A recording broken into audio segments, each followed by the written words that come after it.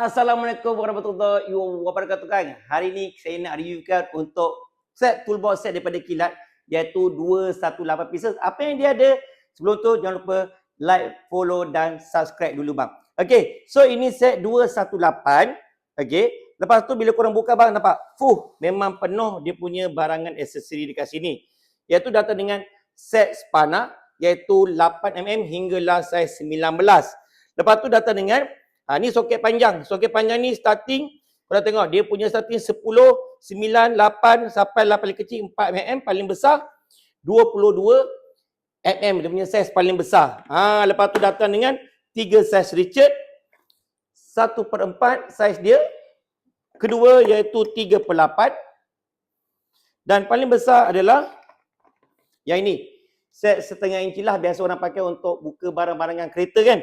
Lepas tu bang datang dengan sekali dengan aksesori lah bang, Allen key set. Lepas tu korang dapat juga dengan set socket box. Starting paling kecil 4mm, paling besar 32.